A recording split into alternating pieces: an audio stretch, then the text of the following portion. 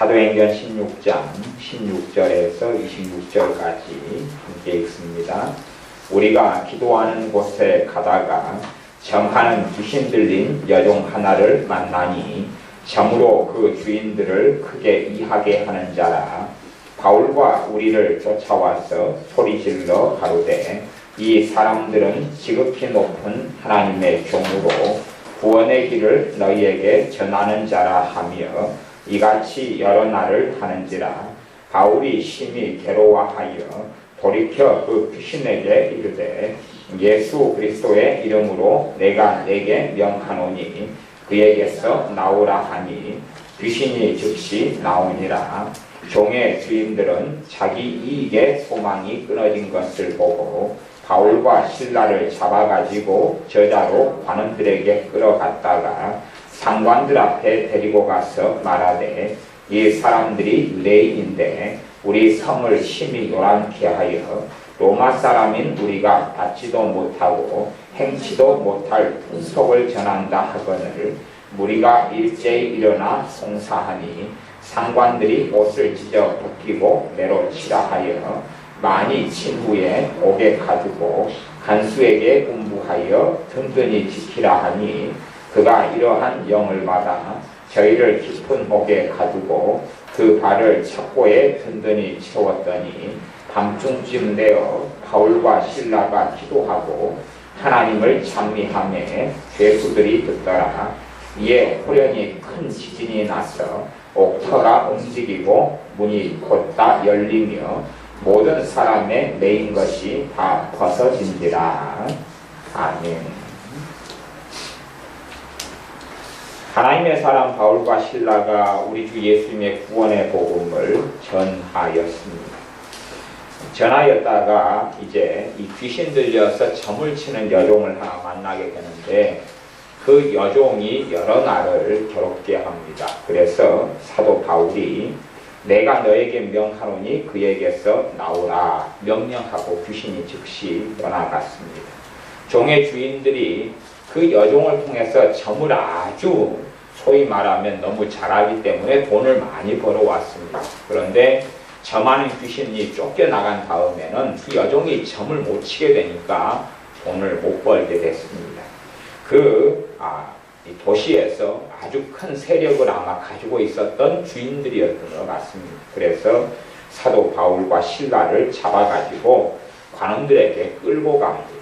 자신들의 여종에게 귀신을 쫓아내어서 자신들의 돈을 못 벌게 만든 바울과 실라를 원수로 생각하고 가서 그들을 공격합니다. 공격하는 이유는 단지 그냥 자신들의 여종에게 귀신을 쫓아냈다는 명분을 가지면 공격할 명분이 별로 되지가 않지요. 그래서 하는 말이 로마 사람인 우리가 받지도 못하고 행치도 못할 풍속을 전한다. 그렇게 예수님의 복음에 대해서 모함을 하고 공격을 했습니다. 그래서 무리가 일제히 일어나서 대차 그런갑다 라고 사람들의 말에 선동을 당해서 그래서 이제 관원들이 사도 바울과 실라의 옷을 벗기고 매로 치라 그러고 그들은 그렇게 매로 맞고 고통을 당해서 쇠사슬을 차고 감옥 속에 들어갑니다. 왜 하나님께서 사도 바울에게 로마의 시민권을 사용하지 못했느냐 그랬는지까지는 알기 어렵거나 다 알고 추측하기 어려운 면들은 가지고 있습니다. 사람들은 로마 사람인 우리가 그래서 로마 사람이라는 것에 대하여 굉장한 자부심을 가지고 있었습니다. 말하자면 지금의 미국 사람이 미국인에 대한 자부심을 가진 것처럼 물론 지금은 점점점 떨어져 가고 있지만 과거에 영국의 대영 제국이었던 시절에 영국 사람이라는 큰 자부심을 가지고 있었던 것보다 더 큰 자부심이 로마 사람들에게 있었습니다. 그 강성한 로마의 제국을 건설하고 로마 사람이라는 큰 자부심을 가지고 있었습니다. 그러나 실제로는 로마의 시민권은 극소수만이 받았습니다. 로마의 국민 로마라는 나라 속에 있었지만 로마의 시민권을 받은 사람은 거의 없었습니다. 아주 그냥 로마라는 나라가 대제국이 세워지는데 결정적인 공헌을 한 가문이나 집안의 사람들이거나 아니면 큰 돈을 낸 사람들이거나 정치적인 군사적인 업적을 세운 사람들이거나 그러한 소수의 사람들에게만 진짜의 로마 시민권을 주었습니다. 그래서 이 로마 시민권을 가진 사람은 놀라운 특권을 가지고 있었습니다. 사실은 그 집안이 바울의 집안입니다. 그리고 사도 바울은 정말로 로마 시민권을 가지고 있었습니다. 대부분 사도 바울을 모함하고 공격했던 사람들은 시민권자는 아닙니다. 시민권을 그냥 가지고 있지는 않았습니다. 로마의 시민권하고 비교하면 우리가 예수를 믿고 천국의 시민권을 가진 건 그와 상상할 수 없는 것인데 당대의 가장 큰 권세 중에 하나는 로마의 시민권입니다. 미국에 유학 가거나 아니면 미국에서 사시는 분들을 들어보면 미국의 영주권을 따려고 참 고생을 많이 하고 이민사회 속에서 불법이 자행되고 상처가 있고 아픔이 참 많은 사연들을 듣습니다. 미국의 영주권을 따려고 아주 고생을 많이 합니다. 그래서 영주권 때문에 많은 상처, 아픔들이 미국에 있는 한인교회들에 참 많이 있습니다. 어쨌든 미국의 영주권 하나를 따려고 큰 애를 쓰고 발버둥을 치는 것보다 더 어려웠던 게 로마의 시민권을 얻는 것이었습니다. 그러나 사도 바울은 로마의 시민권을 받으면 이렇게 착고에 로마의 시민권을 내가 가지고 있다고 말하면 착고에 이렇게 쇠사슬에 매일 필요도 없고 또 채찍에 맞을 필요도 없고 감옥 속에 들어갈 이유 자체가 없습니다. 로마의 시민권은 그런 막강한 권세를 가지고 있었기 때문에 그렇습니다. 그러나 사도 바울이 침묵하였습니다. 그리고 바울과 실라는 고통을 당하고 감옥 속에 갇히게 됩니다. 그렇게 이제 감옥 속에 갇히어서 매를 맞는다는 것은 살갗이 찢어지고 피가 튀고 온몸에 멍투성이로 변하고 심지어는 몸의 한 부분이 어긋나거나 불구가 되거나 장애가 되는 경우도 많이 있었습니다. 사정 봐주면서 때린 게 아니었기 때문에요. 부모가 자식을 초달을 하게 되면 사정을 가지고 때리잖아요. 자녀를 갖다가 아주 그냥 육체를 망가뜨리려고 때리는 게 아니라 사랑하기 때문에 때리는 거여서 부모가 자식을 초달하는 것을 성경적으로 말하면 사랑의 매다 그렇게 말합니다만은 사도 바울과 실라가 당한 것은 사랑의 매가 아니라 아주 큰 학대, 아주 큰 이런 벌 중에 하나여서 온몸이 찢기든지 피가 낭자해지든지 다리가 부러지든지 장애가 생기든지 하고는 상관이 없었던 거기 때문에 무지막지하게 때리는 거였습니다. 그렇게 맞고 온몸이 아프고 멍들고 피가 흐르고 살갗이 찢기고 고통을 당하였던 사람이 바울과 실라였습니다. 그래서 이제 이 사람들이 지하 감옥에 갇히게 되는데 그때 25절에 보면 밤중쯤 되어서 바울과 실라가 기도하고 밤중쯤 되어서 기도했다 하면 아마 심하게 맞아가지고 정신을 못 차렸던 것 같아요. 과거에는 그랬다 그런 말이 심하게 때려서 사람이 아주 기절해버릴 정도로 때렸기 때문에 그래서 아마 밤중쯤 되어가지고 바울과 실라가 제가 생각하기에는 정신을 차린 것 같아요. 몸이 완전히 파김치가 되었어요. 꼭 이제 폭력배한테 좀 맞더라도 폭력배도 인정사정 없이 때려버리는데 그러면 그냥 때린 폭력배가 아픈 게 아니라 맞은 사람이 그냥 온몸에 그 문제가 생겨버려서 힘을 못 써버리죠. 그냥 한 30대만 그냥 막 때려버려도 주먹으로 때리고 발로 치면 그 사람이 몸을 움직이지 못할 정도로 쓰러져 버립니다. 그런 것보다도 심한 일을 당했던 것이 바울과 실라가 겪었던 일이기 때문에 몸의 기력을 찾는 데에 밤중쯤 되어야 가능했던 것 같습니다. 그래서 이 사람들이 바울과 실라가 일어나가지고 다시 밤중쯤 되어서 하나님께 기도하기 시작합니다. 기도하고 그 다음에 나온 말씀이 뭐냐 그러면 하나님을 찬미하며 그랬습니다. 그랬더니 죄수들이 듣더라. 단지 그냥 조금 찬양했다는 게 아니라 찬미하며 하나님을 기도하는 것, 하나님을 찬양하는 것 죄수들이 들었습니다. 입장을 바꿔놓으면 도대체 거기서 어떻게 찬미가 터질 수 있느냐는 것입니다. 기도는 너무나 고통스럽고 아프기 때문에 기도할 수 있습니다. 물론 우리가 몸이 너무 아프면 기도하기보다는 기도를 빙자해서 원망을 하고 한탄을 하고 한숨을 쉬고 기도를 빙자해서 뭐 이상한 일을 우리가 하는 경우가 많습니다. 기도가 아닌 그냥 넋두리에 불과한 것들이 많습니다만은 이 바울과 실라는 진짜 기도를 했습니다. 그 상황 속에 기도를 했어요. 원망을 한 게 아니라 기도를 하고 그 다음에 이들은 찬미했다 그랬습니다. 그러니까 우리하고 굉장히 다른 점입니다. 아마 우리가 살았던 방식대로 살았으면 하나님께서 바울과 실라를 통해 일하시고자 해도 바울과 실라가 하나님의 쓰임에 잘 맞지를 않았을 것입니다. 그러나 바울과 실라를 부르고 세운 것은 하나님의 뜻에 맞았기 때문에 그렇습니다. 그렇게 헌신되었고 그렇게 하나님과 중심을 맞췄기 때문에 그렇습니다. 아니 도대체 주님의 복음을 전하다가 이런 일을 당했는데 과연 그 누가 하나님을 찬양할 수 있단 말입니다. 그러나 하나님을 찬양하고 찬송하는 것의 중요성은 그러합니다. 찬양이라는 건 하나님의 능력이 나타나는 통로가 되기 때문에 내가 찬양한다는 것은 하나님의 살아계심을 인정하는 것입니다. 하나님께서 내 삶 속에 관여하신다는 걸 인정하는 것입니다. 거꾸로 하면 찬양이 없다는 것은 하나님의 살아계심을 내 삶 속에서 저 우주 밖에 저 멀리 천국에서는 하나님이 계실지언정 내 삶 속에 현존하시고 현현하시는 하나님은 인정하지 않는다는 것입니다. 내 삶 속에 일거수일투족에 앉거나 서거나 알고 보시는 아버지 하나님을 인정하지 않는다는 것입니다. 그렇기 때문에 찬양을 통해서 하나님께서 권능을 행하시며 하나님이 관여하실 수가 있는데 그렇지 않다 하는 것입니다.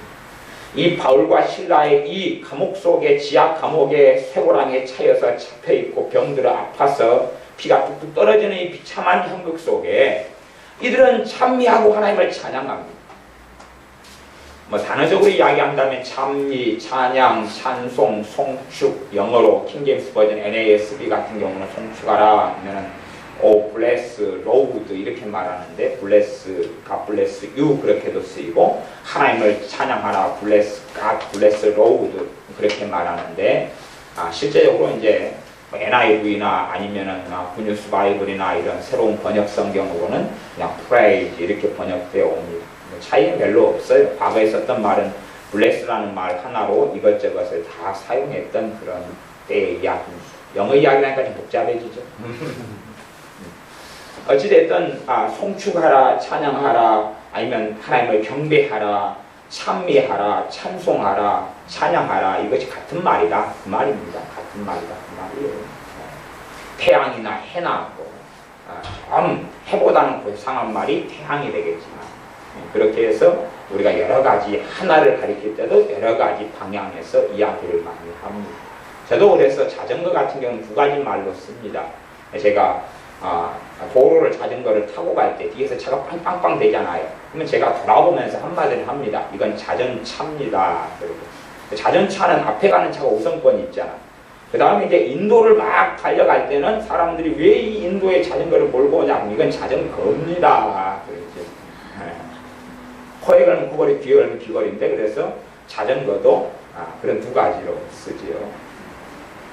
그런 것처럼 이 다양한 언어를 사용하니까 그런 부분에 있어서 이상하게 흘러갈 필요는 없습니다. 이 극단론자들이 주로 킹제임스 버전 극단론자들이 많이 있는데 원어를 쥐뿔도 모르면서 원어를 가지고 장난을 치는 인간들이 얼마나 많은지 그래서 한숨스러울 때가 아주 많습니다. 그런 말장난에는 잘 넘어가지 않는 것이 지혜롭고 좋습니다. 심지어 최근에 어디를 보니까 포도 이 주가 맞냐 즙이 맞냐 그래가지고 킹제임스 버전에는 모든 것이 포도즙으로 되어 있거든요. 모든 게 포도즙으로 되어 있는데 포도주가 맞은 거예요. 아니 상식적으로 생각을 해봐야지요. 포도즙으로 성찬식을 했다 그러면 포도즙은요 포도가 싱싱할 때 하고 포도철만 포도즙이 가능한 거예요. 왜냐하면 보관이 안 되거든요. 보관이 안 되니까 보관하는 것이 포도주거든요. 보관해서 오래 먹으려고 건포도를 만들거나 포도주를 만드는 것이 좀 보관하면 발효가 되니까. 그래서 원래 성경적으로 하면 포도주가 맞는 것이 거의 대부분의 성경의 단어들이요. 그런데 포도주라고 나온 단어를 킹제임스 버전은 전부 다 포도즙으로 번역했어. 이 말이 되는 소치냐 그 말이에요. 그렇게 하면서 그런 것을 가지고 자기들이 옳다라고 말하는 건데 아주 웃기는 이야기입니다.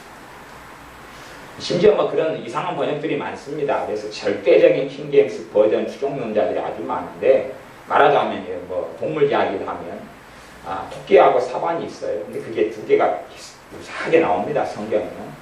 근데 사반하고 토끼는 아주 다른 것입니다. 토끼는 이렇게 땅에다가 이 굴을 파고 들어가서 지내거나 그러는 것이고, 사반은 바위 속에서 거하는 거라고 성경에 나와 있어요. 근데 사반을 갖다가 우리 개혁 성경에 사반이라고 했는데 킹제임스 버전은 전부 다 래빗, 토끼라고 번역했어요. 그러니까 그 사람들은 뭘 모르는 거죠. 킹제임스 버전을 300년간 하나님께 사용하셨기 때문에 킹제임스 버전을 번역할 때 하나님께서 큰 은혜를 주신 건 맞아요. 크게 관여하시고 섭리하신 건 맞아요. 그러나 그것 자체가 완벽한 번역도 되지 않고 그것만이 진리다 말하는 어떤 것은 이단과 사이비로 흘러가는 것입니다. 각 성경마다 장점이 있고 단점이 있어요. 성경의 원어 성경을 제외하고는 번역 성경, 개혁 성경이든지 개혁 개정판이든지 새번역, 공동번역, 현대인해 성경, 현대어 성경, 쉬운 성경, 또 뭐 헬라어, 히브리어 직역 성경, 그다음 불안노에서 나온 우리말 성경 다 장단점을 가지고 있어요. 그러지 하나의 극단론에 휘말려 들어가는 것은 오히려 하나님의 말씀을 인맥적으로 보지 못하고 어리석어지는 것이기 때문에 요즘에 갈수록 킹제임스 버전 극단론자들이 활동을 참 많이 하는 것을 봅니다. 인터넷상에서는. 네, 그런 것을 부안내동하거나 어리석어지지 않도록. 매걸음 들어가면 걔네들은 성경 원어가 뭔지도 몰라요. 기본적인 개념 자체를 가지고 있질 않아요. 그런 경우가 많아요. 안다고 생각하지만 무식할 때가 얼마나 많은지 모릅니다. 아니 히브리 헬라어를 공부하다 보면 이제 초짜들이 공부할 때는 그렇습니다. 초짜들이 공부할 때는 한 단어 대응 한 단어입니다. 한 단어의 뜻이 하나, 한 단어가 하나. 그래서 가령 사람 그러면 안드로포스 그럽니다. 그러면 안드로포스 그것이 사람 그렇게 외우지요. 뭐 안드로포스 안에가 과연 사람만 있느냐 그 말이에요. 우리 영어 단어가 of 그러면 뭐뭐의 그러지만 그렇게 무식하게 외우지만 실제로 of 안에가 뭐뭐의만 있느냐 그 말이에요. 안 그렇다 그 말이에요. 단어가 복잡하고 아주 긴 단어는 주로 한 가지 의미를 가지지만 아주 많이 쓰이는 일상적인 단어는 수십 가지, 수백 가지까지 의미를 가지게 됩니다. 그래서 실력이 있는 사람은 도대체 문맥 속의 문장 속에서 이 단어가 어떤 의미를 가지게 되느냐, 앞단어, 뒷단어에 따라서 이 단어가 규정되고 의미를 가진다는 걸 알게 되어져요. 그러나 극단적인 사람들은 한 단어에는 한 단어의 뜻만 가지고 있다고 착각을 하는 거죠. 그 다음에 무조건 뜯어붙이기를 하는 것이. 그것이 오히려 안다고 생각하는 교만이다. 그런 이야기입니다. 그래서 이 바울과 실라가 하나님을 찬미하며 죄수들이 듣더라. 그래서 찬양, 찬미, 송축 같은 단어 가지고 말장난하는 것은 저는 원하지 않습니다. 송축 가지고도 말장난을 참 많이 하는 사람이 많은데 그거에 대해서 어리석은 말과 변론, 헛된 변론은 그치는 게 좋습니다. 그래서 송축이라는 말을 요즘에 번역된 현대인의 성경이나 공동번역, 새번역은 찬양함에 찬양 이렇게 번역을 했는데 잘한 번역이다. 저는 그렇게 본다 그 말이지요. 그래서 송축, 찬양, 찬미가 같은 단어로 보는 게 맞습니다.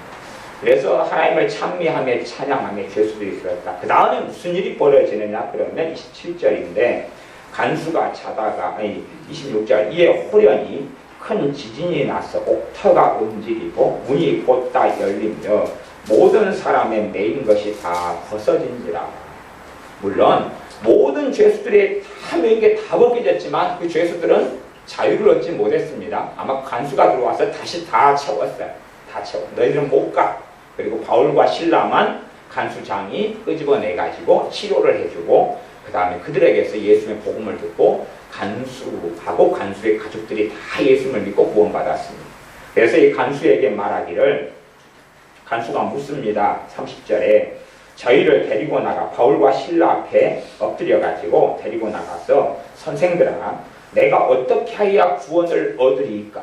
라고 물을 때에 가로되 주 예수님을 믿으라 그리하면 너와 내 집이 구원을 얻으리라 하고 주님의 말씀을 그 사람과 그 집에 있는 모든 사람에게 전하니라. 그래서 그 간수하고 그 권속 그 가족들이 다 세례를 받았다. 그럽니다. 그래서 매맞은 자를 씻기고 치료하고 그리고 음식을 먹고 34절에 보면 저와 온 집이 하나님을 믿었으므로 크게 기뻐하더라. 그랬어요. 참 말장난이 얼마나 많은지 그냥 뭐 그런 거 이야기하면 한도 끝도 없습니다. 요즘엔 회계라는 개념도 어리석어지고 회심이라는 것도 어리석어져서 회심에 대한 책들을 보면은 회심의 결과를 가지고 회심이라고 말하는 말장난도 많이 합니다. 그래서 회심에 대해서 회심을 하게 되면은 죄에 대한 슬픔이 있어야 된다. 그건 회심의 결과 때문에 그러는 것이. 회심 자체가 죄에 대한 슬픔이 있는 게 아니에요. 이 간수와 관수당의 가족들은 다 예수를 믿었어요. 말하자면 회심했다 그 말이에요. 그런데 이들에게는 슬픔이 있었어요? 아니면 기쁨이 있었어요? 기쁨이 있었어요. 그러니까 어느 때에 믿음이 성장하면서 성령이 역사하셔서 죄에 대한 탄식하게 하고 아프게 하고 등등 있게 될 것입니다. 그러나 예수님께 돌아왔는데 이들은 크게 기뻐했다고 나옵니다. 그렇기 때문에 어떤 결과론적인 자신의 경험적인 어떤 것을 가지고 성경을 마음대로 재단하거나 어리석은 이야기하는 것을 사실 피해야 될 때가 많습니다. 하나님을 찬미를 했다. 제가 신학적으로 깊이 있는 이야기를 별로 하기도 원치 않고 신학적인 이야기를 깊이 들어가면 여러분이 다 좋을 것 아닙니까?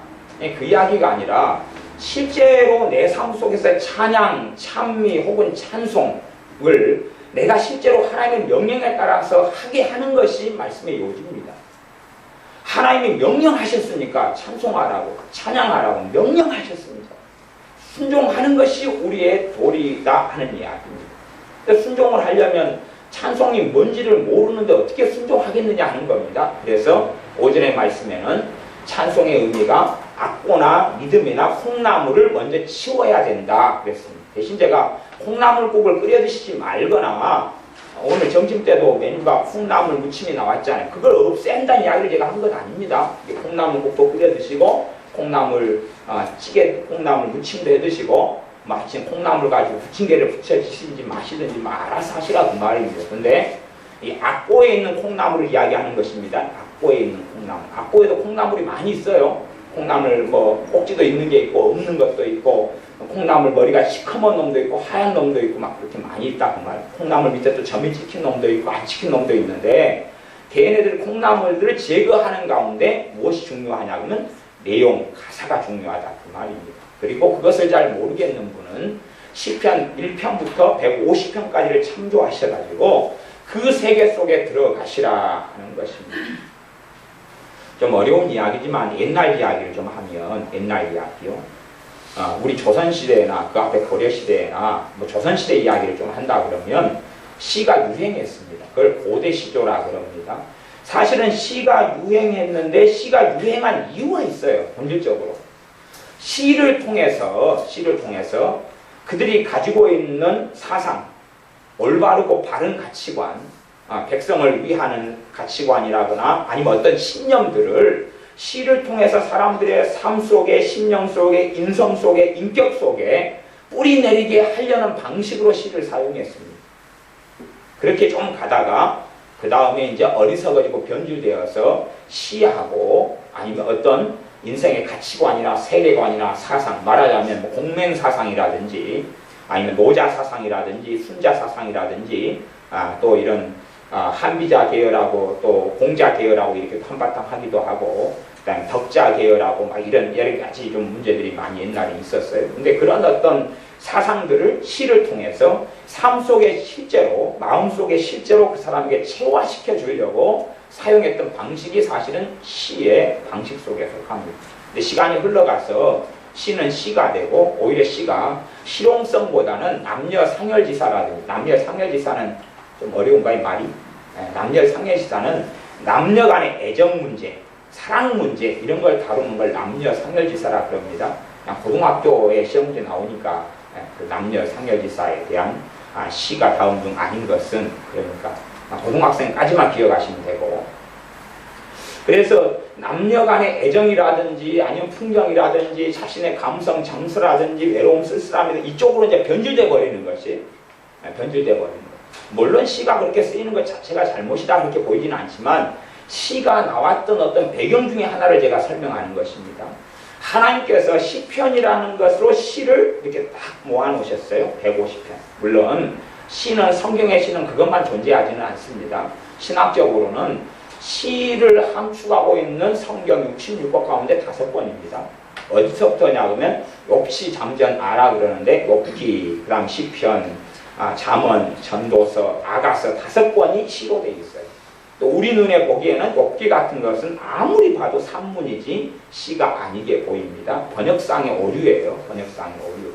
그리고 사실 시나 이 시가서 같은 경우는 우리 자체 한글로 번역하거나 다른 언어로 번역하는 것이 사실 좀 어려운 부분이 있어요. 왜 어렵냐 그러면 어떤 시들은 그렇게 쓰였어요. 히브리어가 구약으로 쓰여진 언어인데 히브리어 알파벳을 알레베트, 기멜, 달렛, 해, 와우 이렇게 갑니다. 그러면은 1절 그러면 알렙 해가 쭉 시작하고 2절 베트 시작하고 그렇게 돼요. 우리 식으로 하면 기역, 미은, 디귿, 리을 이렇게 시작한다 그 말이에요. 아니면 우리가 잘 아는 것처럼 그냥 삼행시 그러면은 손오공 그러면 손 뭐시기로 가고 오 뭐로 가고 이런 식으로 기역, 미은, 디귿, 리을 A, B, C, D, E, F, G 알파벳 같은 걸로 갔다 그 말이에요. 그러니 히브리어 알파벳을 우리식으로 한글로 옮기려고 하면 옮겨질 수가 없는 거예요. 이게 그 운율과 그 느낌을 그대로 살리지를 못하게 됩니다. 언어가 바뀌니까 그렇지요. 그런 부분 때문에 이 시적인 부분을 다 번역할 때 각 나라마다 살릴 수 없는 한계들은 존재합니다. 그러나 욥기 같은 것은 시적인 운율을 가진 시 언어로 번역이 됐어야 맞는데 산문으로 번역되어서 그 시의 형태를 별로 볼 수가 없게 되어 있는 부분에 안타까움이 있고 시편 같은 경우는 나름대로 시로 하려고 애를 썼는데 이 부분이 산문체의 부분, 서술형의 부분들을 함께 담고 있는 한계들을 가지고 있는 게 있습니다. 잠언도 그런 요소를 가지고 있고 아가서도 그런 요소, 전도서도 그런 요소가 가지고 있는데 그게 다 시가서에 들어갑니다. 좀 어려운 이야기일 수도 있습니다. 그래서 시편의 150편을 묶어 놓으셔가지고 우리에게 선물로 주신 것, 150편, 10편이 선물입니다. 선물로 주신 것은 하나님의 말씀이 우리의 삶 가운데 시를 통해 깊이 있게 들어오고자 함입니다. 시편을 통해서 그것을 기도로 묶어 놓으시고 때로는 찬송으로 묶어 놓고 감사로 묶어 놓으시고 때로는 하나님 앞에서 탄식하는 기도로 회개하는 기도로 묶어 놓았습니다. 그렇게 하면서 그걸 통하여 하나님의 말씀, 하나님과 내 관계 속에서 우리의 믿음이 성장하고 자라게 하신 의도가 있습니다. 그러므로 시편 150편은 내가 항상 가지고 살아야 될 것이 시편 150편입니다. 사실은 자녀들한테 잠언을 많이 읽게 한다. 잠언을 읽게 하는 것도 좋아요. 그러나 잠언보다 사실 잠언도 해석하는 게 꽤 어렵습니다. 잠언이 해석이 쉬운 게 아닙니다. 사실 어려워요. 잠언이 해석이 쉽다 그러면 저는 아직 이분은 잠언을 잘 모르시는구나 그렇게 저는 말할 수밖에 없습니다. 왜냐하면 잠언이 각기 다른 분야를 이야기하기 때문에 그래요. 그래서 잠언을 좀 한 걸음만 들어가도 이쪽하고 이쪽 이 내용이 정반대네. 이쪽하고 이쪽 말이 틀리네. 요거다 다르네. 그걸 발견하게 돼요. 그렇기 때문에 멋모르고 잠언 읽어서 코에 걸면 코걸이, 귀에 걸면 귀걸이가 되는 이상한 일이 벌어집니다. 잠언은 아주 어른한테도 어려운 성경이 잠언이에요. 그래서 잠언을 읽게 하려면 읽게 하는 게 아니라 자기가 먹고 소화시켜가지고 먹이는 것이에요. 그러지 자식한테 그냥 읽게 하는 게 잠언이 아닙니다. 어려운 것이에요. 말하자면 옛날에 아이들이 분유를 먹고 우유를 먹다가 이제 이유식을 하잖아요. 그러면은 할머니들이 이제 밥을 먹었어요. 밥을 먹어가지고 오물오물 씹어요. 이빨 2개 오물오물 씹어가지고 그래가지고 이제 손녀딸이 있으면 입을 쫙 벌리게 해가지고 갖고 입에서 입을 벌리게 해서 먹였어요. 옛날 다 그랬어요. 이유식이 뭐 따로 있어요? 입 안에 넣고 씹어가지고 오물오물해가 입에서 풀떼죽을 만들어가지고 갖고 숟가락에다가 받아가지고 먹이면 애는 또 좋다고 맛있게 먹잖아. 그렇게 애가 머리가 크면 이제 절대 그런 걸 안 먹으려고 그러죠.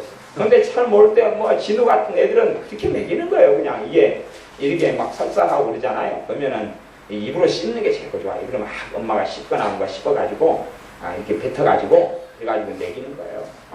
그렇게 해가지고 먹이면 이제 소화액으로 입으로 이제 다 이렇게 어느 정도 했기 때문에 또 그래서 소화가 잘 되고 괜찮은 측면을 가집니다. 그렇게 해서 먹이는 것처럼 잠언 같은 경우도 씹어야 돼요. 이렇게 씹어가지고 내가 소화를 해가지고 먹여야지 그냥 하면 아이한테는 안 맞게 되는 부분이 잠언이에요. 그래서 제가 사람들이 이상한 그 환상을 가진 것 같아요. 그래서 잠언을 많이 읽으면 지혜가 온다 그런 이상한 이야기 때문에 자식들한테 잠언을 무작위로 읽게 하는 무식한 부모들을 만나는데 참 그래서 무식하면 벌레가 답이 없다 그랬어요.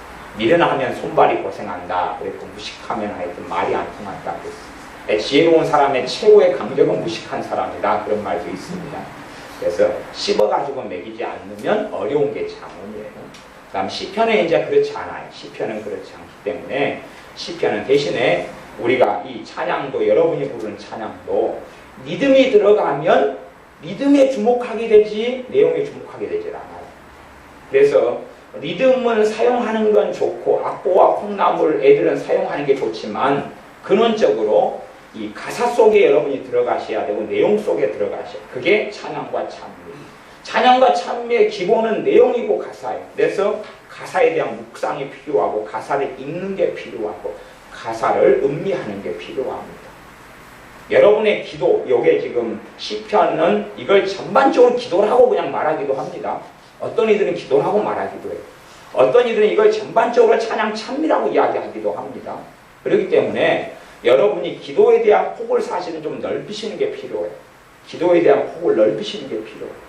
말하자면 우리가 찬송가라 부르지만 이 내용들을 보면은 이상하다, 하나님을 찬송하는 건데 좀 다르다, 이런 것을 느끼시고 아셔야 돼요. 그래서 이 극단성에 들어가는 사람들은 찬송가 속에서 많은 곡들을 제해버립니다.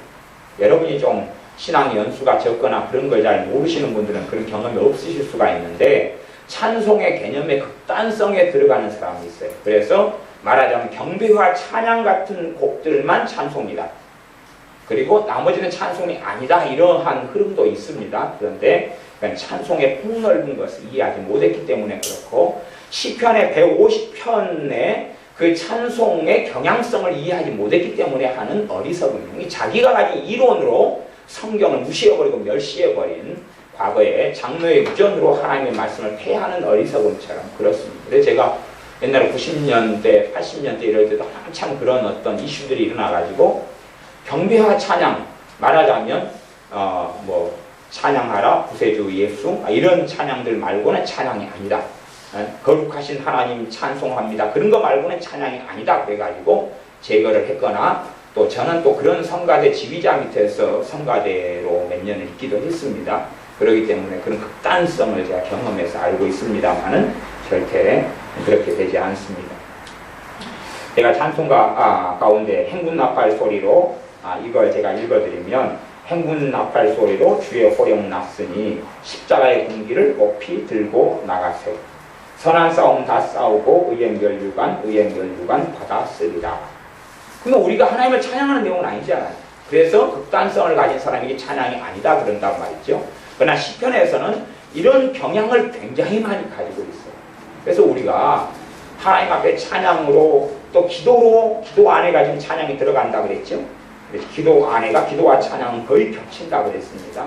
하나님 앞에 머물러서 이러한 행군 나팔 소리로 달려갈 길 다 가고 싸움 모두 마친 후 주와 함께 기쁨을 용사들아 누리세. 선한 싸움 다 싸우고 의의 멸류관 받았으리라. 선한 싸움 다 싸우고 의의 멸류관 예루살렘 성에서 멸류관 받으리. 저 요단강 건너 우리 싸움 마치는 날 의의 멸류관 예루살렘 성에서. 이 가사를 읽고 묵상하는 것도 하나님 앞에서 기도하는 시간들, 찬양하는 시간들이 된다 하는 이야기를 제가 하는 것입니다. 개념을 훨씬 더 넓히셔야 됩니다. 그렇지 않으면 시편들 같은 경우에 딜레마를 느끼고 고민을 느낄 수밖에 없습니다. 왜냐하면 전혀 내 영혼아 여호와를 찬양하라, 여호와를 송축하라, 그는 만왕의 왕이심이로다, 자기한테 하는 이야기잖아요. 근데 어떻게 하나님께 찬양이 된단 말입니까? 그래서 개념이 성경에서 가지는 개념과 뜻이 사람들이 스스로 만들어낸 개념이 꽤 그럴싸하지만 하나님의 말씀에서 이야기하는 개념이 아니면 그걸 인본주의적이다 하는 것입니다. 사람이 가지는 개념들이 어리석을 때가 참 많습니다. 신학교에서도 찬송가 학이라는 걸 공부해요. 찬송가 학을 가리키는 교수들마다 독특한 찬양에 대한 견해를 가지고 있습니다만은 정상적으로 가리키는 교수를 저는 거의 본 일은 없습니다. 혼자 음악적 세계에서 장난을 치는 것이, 그렇게 해서 첫 모르는 신학생들을 오도하는 경우를 많이 봤습니다만은 그건 잘못된 것이고, 성경에서 말씀하는 찬양의 개념 속에 들어가야지 맞는 것이, 어떤 개념을 갖든지 갖지 않든지 간에 하나님의 말씀이 그 사람 자신에게 스스로 말하고 있으면 그렇게 하는 것이 하나님 앞에서 보내는 시간들이라는 사실을 알아야 된다는 것입니다. 또 천성을 지난주에 불렀던 줄 낮에 불렀던 찬양 가운데 천성을 향해 가는 성도들아 앞길에 장애를 주여 말하라. 성령님이 너를 인도하시리 왜 지체를 하고 있느냐. 우리가 다른 사람에게 말하는 것 같아도 시편의 대부분의 내용은 세상 사람들 만민을 포함하고 있고 회중을 포함하고 있는 것 같아도 사실은 실제로는 거의 당사자 외에는 없습니다. 함께 부르고 함께 시편을 가지고 낭송하고 함께 리듬과 악보에 맞춰서 노래 부르는 경우는 있었지만 기본적으로는 개인이 사용하는 거예요. 개인이 하나님 앞에서 1대1의 관계 속을 개인이 사용하는 것이. 그래서 성령님이 너를 인도하시리니 왜 지체를 하고 있느냐. 그렇게 우리가 읽으면 그 대상은 나인 거죠. 나가 되고 우리가 가족 속에서 하면 가족이라는 가장 가까운 교회 공동체. 교회 공동체의 가장 작은 단위가 가족이니까요. 그렇게 앞으로 천성을 향해 나가세 천성문만 바라고 나가세 모든 천사 너희를 영접하러 문 앞에 기다려 서 있네. 그리고 고백하다가 보면 그러면 기도가 흘러가기 시작합니다. 그러니까 우리는 기도가 흘러가지도 않는데 기도를 만들어내려고 애를 써요. 짜집게 하고 애를 쓰다 보니까 불교 신자나 이방 사람들이 하는 어떤 종교 속에서 기도하고 똑같은 양상을 가집니다. 똑같은 양상이 뭐냐 하면 뭔가를 달라 하는 것 말고는 없다 그런 거죠. 뭔가를 해결해 달라 하는 것 말고는 없어요. 더 깊은 전능하신 하나님 창조주 하나님 만왕의 왕 되신 하나님과 만나는데 사실은 그보다 훨씬 더 수준이 높아야 되는 수준이 높다는 이야기 지식을 이야기하는 게 아닙니다. 그런데 아주 그냥 별 볼 일 없는 수준에서 머무르고 말아가는데 그것 이상으로 들어가야 합니다. 근데 자신이 기도를 쥐어짜고 만들어내니까 이것저것 하고 끝이에요. 그러니 마음이 시원케 되지도 않고 하나님의 은혜 속에 들지도 못하고 전능하신 아버지 하나님을 만났다고 기도는 만나는 것인데 하나님과 함께 시간을 보내는 것인데 우리 주 예수님과 함께 시간을 보내는 게 기도인데 왜 열매를 맺지 못하느냐 그겁니다. 안 보내는 것이니까 그렇지. 본질은 기도는 하나님과 함께 거하여 있고 하나님의 은혜의 보좌 앞에 머물러 있는 게 기도인데 그게 아니니까 열매를 맺지 못하는 거죠. 그게 기다면 하나님의 은혜의 보좌 앞에 내가 머물러 있다면 10분이든 5분이든 3분이든 20분이든 그러면 열매를 맺지요. 어느 설교를 들어보면 모든 사람을 위로하는 설교를 어떤 분들은 많이 잘 하시더군요. 책도 최근 어떤 책들을 제가 구입해 읽어보니까 하나님께서는 여러분의 기도가 하나도 땅에 떨어지지 않게 하실 겁니다. 그러니 염려하지 마십시오. 근심하지 마십시오. 그렇게 설교를 하시고 책도 써놓으셨더군요. 그래서 그냥 웃었습니다. 전에 후안 오리티지 카를로스라는 목사님이 아르헨티나 목사님이었다 미국에서 저거 했는데 과거에는 제가 많이 존경했던 목사님인데 그분이 제자입니까라는 신자입니까 이런 많은 책을 썼는데 그분이 쓴 책 중에 하나 기도에 대한 책 그런 책 제목이 있어요. 우리들의 기도는 하나님 나라에서 대부분 잡동사니 취급을 받습니다. 뭐 그런 제목이 만나 출판사에서 나온 책 제목인데 우리의 기도가 하나님 앞에서는 다 쓰레기통에 들어간다. 대부분이 쓰레기통에 들어간다 하는 것이 그분이 했던 설교고 썼던 책의 내용이에요. 사실은 저는 그에 대해서 그것이 아멘이고 그게 진리라고 봅니다. 그게 아멘이고 진리라기보다는 실제로 벌어지고 있는 일이다 이렇게 보는 것이. 위로하기는 좋아요. 여러분의 기도가 다 응답받습니다. 다 들으십니다. 하지만 사실은 그건 대부분 거짓말입니다. 하나님이 받으시는 기도가 응답되는 거죠. 하나님께서 받으시는 믿음의 기도가 하나님 앞에 응답을 받는 것입니다. 그래서 열매로 알아야 되죠. 내가 기도에 대한 응답이 없다 그러면 내가 지금 기도를 잘못하고 있다는 건 의식을 하고 인식을 하셔야 되지 기도에 대한 응답을 별로 누리지 못하는데 그 방식으로 계속 해봐야 잘못된 기도만 하고 있을 수밖에 없지 않겠느냐 하는 것입니다. 어떤 시험 문제를 자기 방식으로 다 풀어서 빵점 나왔으면 이건 내가 공식이 틀렸든지 뭐가 틀렸다든지 그렇게 알고 공부를 다시 해야 되는 것이지 빵점이 나왔는데도 열매가 없고 기도응답이 없는데도 하나님과 내 관계에 있어서 그분을 만났는데 내 마음이 시원해지지 않고 내 마음의 무거운 짐이 벗겨지고 마귀의 결박이 떠나가고 귀신들이 떠나가고 하나님의 은혜가 임하고 내게 능력이 오고 담대함이 오고 그런 하나님의 은혜 속에 들지 못한다면 내가 하나님과 만나고 있는 기도가 아니기 때문에 그렇다 하는 이야기입니다. 그래서 우리의 기도의 중심에는 찬송, 찬양, 찬미가 있습니다. 그러므로 시편 150편을 사용하고 우리가 가진 좋게 잘 만들어진 이 찬송가 참 잘 만들어졌어요. 하나님의 축복으로 이게 잘 만들어졌어요. 새 찬송가든지 또 기존에 썼던 찬송가든지 간에 잘 만들어졌어요. 또 한국에 하나님의 은혜를 많이 주셔서 복음성가들도 참 잘 만들어졌습니다.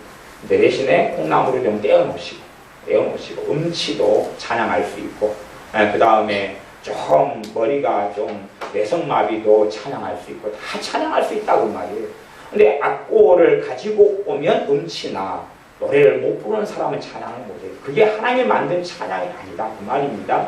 그렇기 때문에 누구든지 찬양할 수 있다. 그리고 하나님께서는 찬양의 명령을 해놓으셨다는 사실입니다.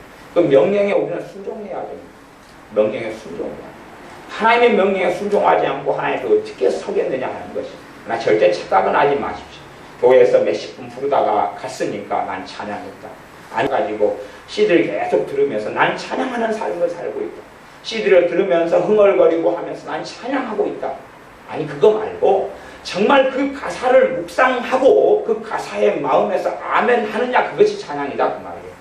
그 가사를 묵상하고 그 가사에 아멘 내고 내 입으로 그 가사를 고백하고 있느냐 하는 것이 기도할 때 그것이 찬양이다 하는 것이지 뭐 많이 곡을 듣는다 그건 찬양 아닙니다. 어떤 분은 그렇게 생각해요. 성경책을 머리맡에 놔두면 귀신이 떠나간다고 해요. 참 별 샤머니즘을 다 봤어요. 제 서재에는요 성경책이 50권이 넘기 때문에 귀신이 제 서재는 꼼짝을 하나 안 들어옵니다. 여러분이 믿음대로 될 것. 제 서재는 귀신이 안 들어와. 성경책이 너무 많아가지고. 기독교 서재면은 귀신 역사 안 한다고 하더라고요. 성경책이 막 몇백 권을 쌓아놓고 팔잖아요. 어디 그런 환타지와 거짓말 소설이 어디 있단 말입니까? 어디 그 주님을 섬기고 믿는 게 주술행인지 합니다. 그런 건 없습니다. 그래서 다시 이제 시편에 있는 찬양에 대한 명령들을 몇 개만 보고 이제 말씀을 마무리하겠습니다. 그래서 우리의 삶 속에 시편 147편 시편 제고 뒤쪽에 있는 데 있습니다. 146편, 7편, 8편, 9편, 150편까지 정도만 간략하게 명령만 몇 개만 살펴보겠습니다. 지지난 시간에 성경에 찬송하라, 찬양하라, 찬미하라, 경배하라, 송축하라는 명령, 감사하라 이런 명령은 무수히 많이 살펴봤기 때문에 다시금 이제 확인을 잠깐 하는 것입니다. 순종해야 되니까 하나님의 말씀에 하나님의 백성은 반드시 순종해야 됩니다. 내가 순종하려고 기도하면 찬송이 뭔지 하나님은 베일을 벗겨주기 시작하십니다. 그러나 순종할 마음이 전혀 없다. 베일을 벗겨주실 이유는 없습니다. 내가 순종하려고 작심하고 기도하고 나아가면 그 길을 열어주십니다. 그리고 왜 찬송하라 했는지 왜 찬미하고 찬양하라 했는지를 알게 해주시는 것이에요. 너무나 많은 명령을 동일한 명령을 반복적으로 받았는데 착각 속에 살아가는 것입니다. 교회에서 함께 모여 복음송가 부른다. 그러니 찬양 CD를 내가 자주 듣는다. 또 오케스트라 CD를 자주 듣는다. 인터넷 카페를 통해서 이 찬양을 좀 듣는다. 그러니 나는 찬양하는 삶을 살고 있다. 혼자 앉아서 간혹 가다가 찬송가를 혼자 읊조리고 부른다. 찬송가를 펴놓고 복음성가를 펴놓고 나 부른다. 그러니까 찬송하고 있다는 것이 아니 기도의 핵심은 찬송입니다. 기도의 중심은 찬송이에요. 그래서 바울과 실라는 찬송을 통하여 그 옥문이 열리고 지진이 일어나고 그리고 간수와 간수의 가족들이 예수를 믿게 되고 만나게 되는 것입니다. 상상할 수 없는 슬픔과 고통과 한탄의 자리에서 찬송을 통하여 하나님의 살아계신 능력이 나타나는 것입니다. 그들의 찬송이 왜 능력이 있었느냐? 그들의 찬송과 찬미는 환경을 변화시키려고 하는 찬송이 아니고 거기에서 살아계신 하나님을 만났던 찬양이기 때문에 그렇습니다. 찬송을 통해서 환경이 변화되는 열매는 있습니다. 그러나 환경을 변화시키려고 찬양하면 찬양이 잘못되는 것입니다. 찬양하는 것은 하나님을 인정하는 것입니다. 찬양하는 것은 하나님의 살아계심을 인정하는 것입니다. 내가 내 자식에 대해 찬양하는 것은 하나님께서 내 자식을 사랑하시는 걸 인정하고 시인하는 것이고 내 가정에 대하여 하나님을 찬미하고 송축하는 것은 내 가정 안에 역사하시는 주권자가 주제이신 분이 하나님이신 걸 인정하는 것이 찬양입니다. 그렇기 때문에 우리의 삶에서 찬양을 통하여 우리의 기도는 효과적이 되고 찬양을 통하여 우리의 기도는 능력 있게 됩니다. 그러므로 우리의 삶 가운데 내 마음과 심령 속에 지금 찬양과 감사는 함께 간다라고 전에 계속 말씀을 드렸습니다. 찬양과 감사는 뗄래야 뗄 수 없다. 그렇기 때문에 내가 정말 내 안에 하나님에 대한 찬양이 있느냐는 것은 감사가 있느냐로 확인하면 된다고 그랬습니다. 감사가 없는 경우에 그 찬양은 가짜다 그랬어요. 제가 성경 가지고 입증을 수요일날 금요일날 다 해드렸기 때문에 그런 부분에는 뭐 1시간 50분씩 제가 설명해드렸는데 굳이 그것 가지고는 제가 계속 설명할 이유가 없기 때문에 안 합니다. 반복이 될 뿐이니까. 그래서 내가 정말 내 안에 하나님에 대한 찬양이 있느냐는 자연스럽게 맺혀지는 열매가 찬양으로 갔다가 감사로 갔다가 찬양으로 갔다가 감사로 갔다가 하는 것이 맺혀져야 내가 정말 하나님에 대한 찬양이 있다 하는 것이다. 그리고 내 기도가 정말 열매 맺으려면 내 기도 속에 의미적으로 의도적으로 순서적으로 하는 찬양이 아니라 진심 어린 찬양이 하나님께 대해서 있을 때만이 내 기도는 열매를 맺는다 하는 것. 그게 진짜 기도다 하는 것입니다. 진짜 기도. 물론 시편을 여러분이 자세히 살펴보시면 찬양이 선두에 있는 것도 있고 중간에 있는 것도 있고 끝에 있는 것도 있어요. 앞에는 막 탄식하고 기도하다가 중간에 가가지고 찬양이 터지고 찬미가 터지고 아니면 쭉 가다가 중간에 그러거나 끝에 그러는 것도 있어요. 어떨 때는 처음에 그러는 것도 있고. 그렇기 때문에 순서적인 의미에 있어서는 대단한 어떤 많은 의미가 없습니다. 처음에 할 때 하나님을 찬미함으로 시작한다. 그런 순서적인 의미는 별로 없어요. 그 사도 바울과 실라는 앞에는 뭘 했어요? 기도. 그 다음에 거기서 이제 따로 분리시켜가 이해를 해야 되니까 기도하고 그 다음에 찬미했다는 게 나옵니다. 물론 우리 주님과 제자들도 찬미하고 감람산을 떠나고 하는 것들이 성경에 좀 나오니까 그런 부분이 여러분이 나중에 보실 때에 관심 있게 좀 사복음서에서 살펴보시는 것도 좋으실 겁니다. 시편 146편 제가 읽어보겠습니다. 할렐루야 내 영혼아 여호와를 찬양하라. 나의 생전의 여호와를 찬양하며 나의 평생에 내 하나님을 찬송하리로다. 방백들을 의지하지 말며 도울 힘이 없는 인생도 의지하지 말지니 그 호흡이 끊어지면 흙으로 돌아가 당일에 그 도모가 소멸하리로다. 야곱이 하나님으로 자기 도움을 삼으며 여호와 자기 하나님에게 그 소망을 두는 자는 복이 있도다. 이런 것이 다 찬양 속에 이어져 가는 건데 이걸 통해서 내 가치관을 하나님의 말씀으로 바꾸고 하나님을 의지하도록 하고 하나님을 사모하게 하고 내 마음의 생각과 삶을 변화시키는 하나님의 말씀의 능력이 전반적으로 어디 있냐고 시편에 있는 것이. 실제적인 하나님의 말씀을 체험하는 삶에 있어서 통로는 시편이 되는 것이.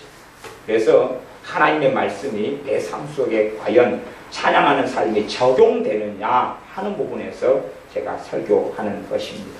그리고 이제 그 다음에 쭉 내용이 나오고 그 다음에 이 147편 할렐루야. 할렐루야 그 말이 명령입니다. 여호와를 찬양하라 그 말입니다. 할렐루야 그 말이 명령이에요. 하나님을 찬양하라. 하나님을 찬송할지로다. 하나님을 찬양합니다. 그 말이 할렐루야 그 말이에요. 그러니까 할렐루야 그 말이 명령이에요. 우리에게 떨어지는 명령일 뿐만 아니라 하나님을 찬양하는 소리이기도 합니다. 147편 1절 할렐루야 우리 하나님께 찬양함이 선함이여 찬송하임이 아름답고 마땅하도다. 아름답고 마땅하다고 하잖아요. 그냥 곡조 가지고 부르는 걸 이야기하는 게 아닙니다. 그런 걸 어쩌다가 음치를 벗어나는 분들이 이렇게 막 부르면서 난 찬송한다고 그러는데 그게 아니에요. 그런 거 아닙니다. 이 말씀이 중요한 거예요. 말씀으로 찬양하고 찬송하는 것. 그 다음에 찬송가도 말씀으로 주로 만들어져서 그 가사 내용이 중요한 거예요. 그 속에 깊이 있게 묵상돼서 들어가셔야 한다고 했습니다.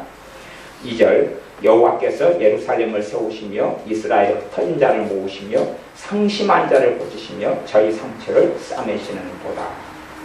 그냥 찬송하라는 것하고 분리돼서 나오는 게 아니다 그랬어요. 이건 지금 상심한 자를 싸매신다는 건 찬송의 열매입니다. 상심한 자가 하나님께 나아가서 찬송을 드릴 때에 그 상심한 걸 싸매주시는 것이지 실제의 삶 속에서 상심한 자가 더 상심을 합니다. 상심한 자가 그 다음에 찾아오는 게 우울증입니다. 그러다가 이제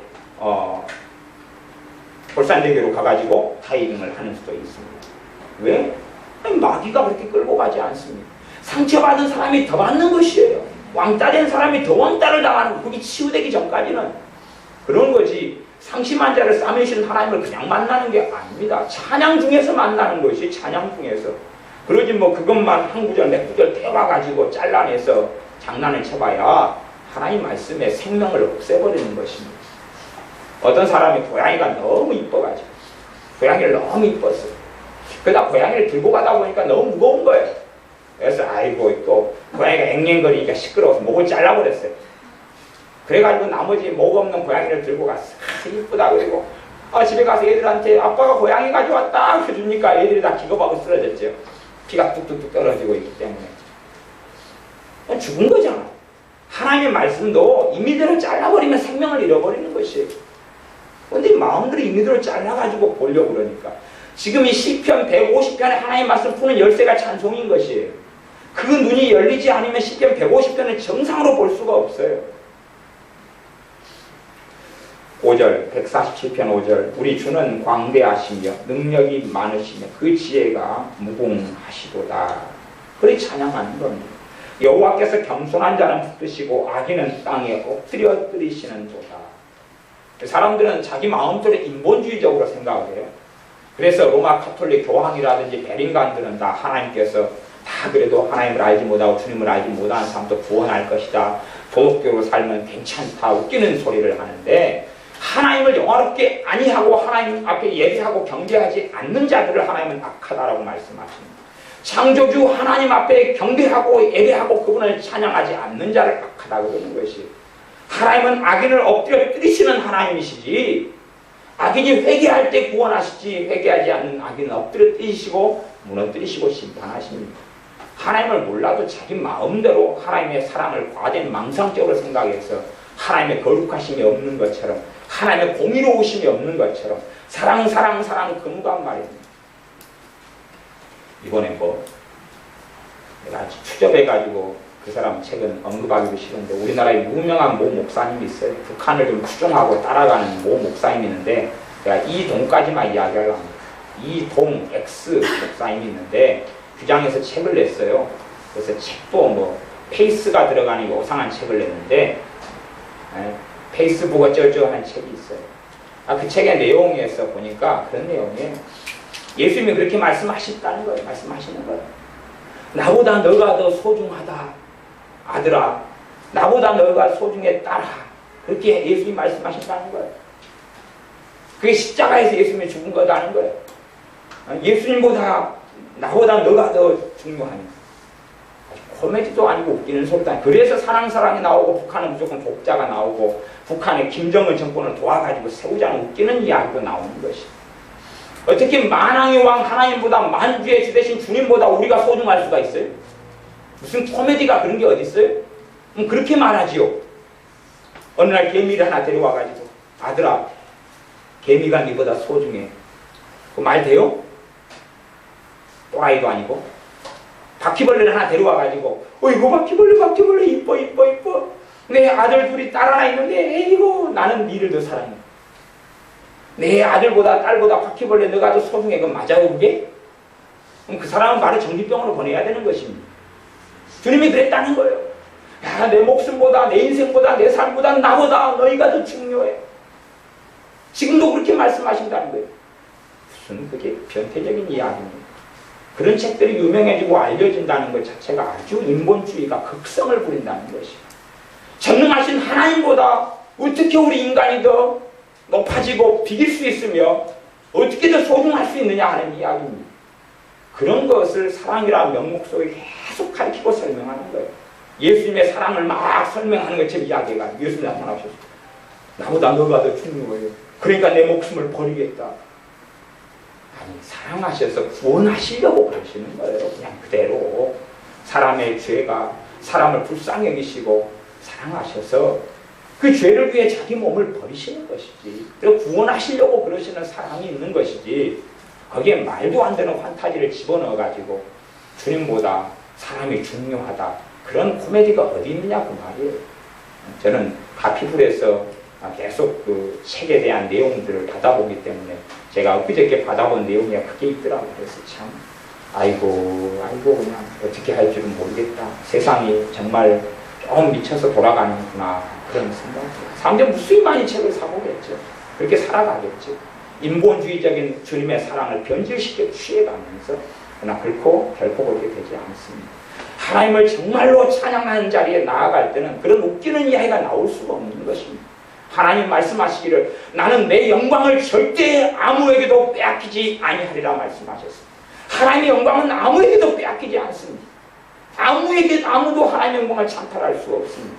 받으셔야 할 영광은, 그래서 사도 바울이 나의 나된 것은 하나님의 은혜고 나의 자랑할 것은 우리 주 예수님의 십자가밖에는 자랑할 것이 없다, 그렇게 말한 것입니다. 그러하지 그 누가 과연 사람을 하나님과 비교해서 높일 수 있다는 이야기입니까? 그건 어리석은 것입니다. 그래서 우리가 바르게 하나님을 찬송하고 찬양하는 자리에 들어갈 때에 우리가 가진 잘못된 인본주의가, 잘못된 생각과 가치관이 무너지고 주님과 함께 만나는 자리가 되어집니다. 148편 1절 할렐루야 하늘에서 여호와를 찬양하며 높은 데서 찬양할지어다. 그의 모든 사자여 찬양하며 모든 군대여 찬양할지어다. 해와 달아 찬양하며 광명한 별들아 찬양할지어다. 하늘의 하늘도 찬양하며 하늘 위에 있는 물들도 찬양할지어다. 얼마나 찬양하라는 말씀이 많이 나옵니까? 순종하느냐 그 말입니다. 노래 부르는 거 말고요. 한 번씩 노래 듣는 거 말고요. 곡조 달린 노래 듣는 거 말고요. 진짜 찬양하느냐 그 말입니다. 149편 할렐루야 1절 새 노래로 여호와께 노래하며 성도의 회중에서 찬양할지어다. 3절 춤추며 그의 이름을 찬양하며 소고와 수금으로 그를 찬양할지어다. 간혹 가다가는 악기가 나옵니다. 악기는 옵션이에요. 악기는 도구와 수단이에요. 내가 하나님을 찬양하는 마음이 극진해져서 악기도 사용해서 하는 것이, 악기를 내가 즐기기 위한 수단으로 쓰는 것만이 아니라 오히려 악기를 하나님을 찬양하는 도구로 드리는 것이 내 삶의 유희보다 그게 더 소중하고 중요하니까 그러는 거지. 악기가 하나님께 드리는 찬양의 수단이고 도구지 악기 자체를 사용하는 게 리듬 자체가 찬양이 아닌 것입니다. 150편 1절 할렐루야 그 성소에서 하나님을 찬양하며 그 권능의 궁창에서 그를 찬양할지어다. 그의 능하신 행동을 인하여 찬양하며 그의 지극히 광대하심조차 찬양할지어다. 나팔 소리로 찬양하며 비파와 수금으로 찬양할지어다. 소고치며 춤추어 찬양하며 현악과 풍소로 찬양할지어다. 큰 소리 나는 재금으로 찬양하며 높은 소리 나는 재금으로 찬양할지어다. 호흡 있는 자마다 여호와를 찬양할지어다. 할렐루야.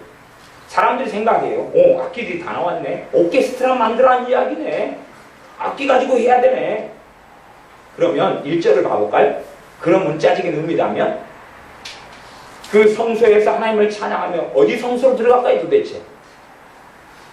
그 권능의 궁창에서 찬양할 때 궁창, 윗궁창, 아래궁창. 권능의 궁창이 어딘가요 도대체? 거기에서 하라고 그랬잖아요 1절이. 소고 치고 춤추고 아니면 큰 소리 나는 재금으로 찬양하기 전에 권능의 궁창에 찬양하라고 그랬잖아요. 그게 어디냐고요 도대체? 알 수 있겠어요? 거기서 가가지고 할 수 있겠어요? 공중에 한번 궁창, 권능의 궁창이 있다고 거기 가서 한번 비행기 타고 가서 매달려 있을까요? 밧줄 타고? 오누이 밧줄? 썩은 동아줄? 이게 사람들이 자기들이 모르는 말을 자기의 가치관에 따라 하는 거예요. 이거 오케스트라 가지고 이런 걸 악기를 다 동원해서 찬양하는 것 같다. 그런 이야기가 아니에요. 삶 가운데 하나님을 찬양하되 그렇게 온 힘을 다해 전심을 다해 찬양하라는 이야기예요. 내가 가진 모든 걸 사용하기도 하고 그걸 단지 내 유익과 내 즐거움, 내 집에 충소가 있어요. 그러면 내가 아이고 외롭고 쓸쓸해 그럼 앉아가지고 릴리리야 부르는 게 아니라 그걸 이용해서라도 하나님을 찬양하라 그런 말이지요. 그런데 악기를 동원해서 찬양하는 걸 이야기하는 게 아니에요. 그게 내 삶 속에 있으면 그것을 통해서 내가 쾌락을 즐기고 세상을 노래하기보다는 하나님께 찬양하는 도구로 쓰라는 것이에요. 안 그러면 악기를 다루지 못하는 사람은 찬양하지 말라는 이야기인가요? 실제로 사람들 속에서 믿는 사람들 속에서라도 악기를 다룰 수 있는 사람이 도대체 얼마나 되냐고 말이에요. 별로 없잖아요. 별로 없어요. 뭐 다른 사람들 찬양은 못하고 찬양하는 걸 듣고 감상하라는 이야기인가요? 절대 그렇게 되지 않습니다. 결코 그렇게 되지 않습니다. 전에 제가 우리나라에 전에 옛날에 유명한 찬양단이 있었는데 지금 잘 모르겠어요. 횃불 찬양단이라고 전에 횃불 트리니티 교회 찬양단이 큰 게 있었는데 거기에 콘서트에 제가 참석을 했어요. 근데 얼마나 그 미남 미녀들이 찬양을 멋있게 하는지 몰라요. 그다음 찬양 그 하나의 콘서트가 마칠 때까지 옷을 정말 많이 갈아입더라고요. 야, 인물 보고 사람을 뽑는갑다. 그럴 정도로 아주 미남 미녀들이 찬양을 했어요. 그런데 제가 듣기에는 너무 지겹더군요. 너무 지겨워서 앉았다가 졸다가 앉았다가 졸다가 그랬어요. 대구에서 전에 했었는데 20년은 지난 이야기입니다. 근데 그렇게 했다가 언제 가만히 있다가 갑자기 귀가 번쩍 뛰어요. 번쩍 뛰인다는 이야기가 성령님께서 막 역사를 갑자기 하시는 거예요. 그 전에 성령 역사가 없었어요. 성령님 막 역사를 하셔서 뭔 일인가 그러고 졸다가 봤어요. 그랬더니 그 찬조 출연으로 횃불 3호 찬양단에서 찬양하고 나오셨더라고요. 횃불 3호 찬양단에서 목사님 사모님들인지 뭐 그런 것인 것 같아요. 근데 나이가 다 지긋하신 노부인들이 나오셔가지고 그냥 할머니들이죠. 할머니들. 주로 한 얼굴 쭈그런 보니까 60대 정도가 평균인 것 같아요. 그런 분들이 나와서 한보르고 찬양하는데 그 앞에 음정 박작이나 목소리 아름답기로는 그 찬양단 그 멤버들, 횃불 찬양단의 멤버들보다 훨씬 못한데 성령의 역사하시고 마음에 감동이 있고 그 찬송에 아멘이 되더라고요. 그다음에 그분들 내려간 다음에 다시 또 냉랭하고 잠오는 거예요. 그래서 지겹다 지겨워. 이 비싼 데 와가지고 왜 이리 지겹냐. 인물들은 볼만한데 내가 만안경이 없고 거리가 멀어서 인물도 잘 안 보이고 지석 인물은 잘 안 보이고 근데 지겹고 목소리는 아름다운데 사실은 아름다운 목소리가 아니라 하나님께서 별로 받으신 지만 찬양이 아닌 거지. 사람 보라고 하는 게 어떻게 찬양이냐 그 말이에요. 그렇기 때문에 진짜 찬양은 하나님과 내 1대1 관계에서 이루어지는 것이에요.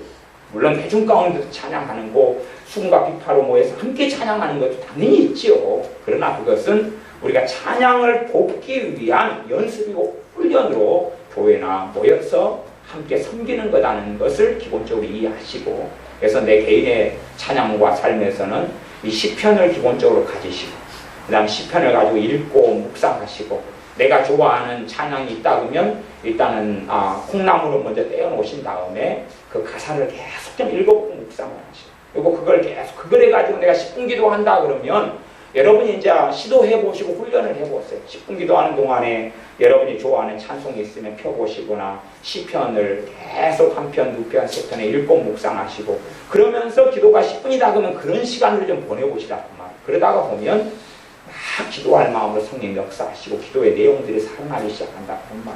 그렇지 않으면 항상 했던 기도의 매너리죠.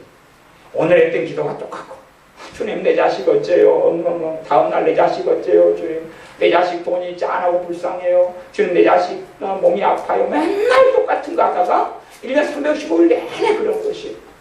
결과가 있느냐? 결과는 없어요. 사실은 주님께서 받는 기도가 아니라는 거죠. 내가 시편을 읽고 묵상하고 아니면 찬송가도 성경으로 되어 있으니까 그 가사를 읽고 묵상하고 좀 하다 보면 읽고 읽고 새김질을 좀 하다 보면 성령님께서 이제 기도로 도와주고 역사하시기 시작해요. 그러다가 이제 조금 기도를 1, 2분 하다가 다시 멈추는 것 같으면 다시 시편이나 아니면 범수가 찬송가 가사로 돌아오라는 이야기예요. 돌아와가지고 다시 읽고 묵상하고 그 다음에 또 다시 기도가 역사하면 그렇더라고요. 그런 기도를 여러분이 익혀보시고 그렇게 해서 항상 다 그런 식으로 하라는 이야기는 아닙니다. 근데 제가 그렇게 할 수 있다라고 제가 제시해 드리는 것이에요. 제가 어떤 진리를 이야기하는 게 아니고 찬양하는 삶에 있어서 그걸 실제로 적용하는 데 있어서는 그런 방식이 필요하다라는 이야기를 하고 있는 것입니다. 그래서 여러분들이 시편을 사용해서 평상시에도 낭송하고 읽는 것을 즐겨하시고 옛날에 그냥 선비들이 맨날 그냥 일도 안 하고 농사지로 안 간 다음에 청산이 부르르니 그러다가 막 그런 식으로 막 하는 것 이상으로 우리가 시편을 가지고 시간을 보내야 된다 그런 이야기입니다. 그냥 노세 젊어서 노세 그리고 얘가 맨날 그렇게 술 마시고 취해가 있는 것 이상으로 우리가 하나님의 말씀 시편에 시간을 보내고 열정을 가지고 그 안에 머물러 있을 때에 이 시편 같은 경우는 말씀을 잘 씹어놓은 거예요. 이렇게 잘 씹어놓은 거예요. 그래서 그건 내가 쉽게 먹을 수 있는 것이 시편이에요. 하나님 말씀의 진리가 이 속에 다 합죽되고 축약돼서 막 씹어놔서 요리를 잘해놓은 것이 사실 시편이에요. 그러니 이 방대한 분량을 많이는 않는데 3년 성경 읽기 계획 가운데 한번 읽고 지나간다면 그것은 수박을 핥는 것이니까 나중에 제가 수박을 이제 거의 지나가서 그랬지만 내년에 교회에서 수박 먹게 될 때 그런 분들은 꼭 수박을 혓바닥으로 전체를 한번 핥도록 해드릴게요. 뺑 돌아가면서 이만한 수박을 사가지고 혀로 막 다 핥으세요. 그 다음에 이제 통과, 저는 나중에 썰어 먹으려고. 껍질은 제가 계속 핥을 수 있도록 이렇게 그냥 알맹이만 쏙 빼낼게요. 이렇게. 그 다음에 껍질은 계속 드릴 테니까 시간 남으시면 계속 핥으세요. 그래가지고 수박이 다 달아질 때까지, 썩어 문드러질 때까지 핥으세요. 그것이 시편을 쓱 읽고 지나가는 방법입니다. 그러나 아무도 수박 맛은 보지 못할 것입니다. 기도하겠습니다. 아버지 하나님, 우리가 진정한 찬송 가운데 들게 하시며 찬송하라고 찬양하라고 찬미하라고 송축하라고 하신 하나님의 명령에 따라 순종하는 우리가 되게 하여 주시옵소서. 이렇게 무수히 많이 나온 말씀에도 순종하지 않으면서 우리가 어떻게 하나님을 섬긴다라고 말할 수 있습니까? 하나님의 말씀에 명백한 말씀들에 순종하지 못하면서 하나님을 경외합니다, 사랑합니다라고 말한다면 주님 앞에 우리가 수치스럽고 부끄러움을 당할 수밖에 없습니다. 그리함으로 우리가 이제는 고민합니다. 어떻게 찬양해야 하올지요? 어떻게 찬양하는 순종하는 삶을 살지요? 우리가 어떻게 삶 가운데 기도 가운데 하나님을 찬양하며 찬송할 수 있사온지요? 고민하오니 성령 하나님 도와주셔서 우리가 기도 가운데 찬양하게 하시고 삶 가운데 찬양하여서 찬양하라는 하나님의 말씀에 따라 행할 때에 주시는 아름다운 열매들을 얻고 누리게 하여 주시옵소서. 예수님의 이름으로 기도하옵나이다. 아멘.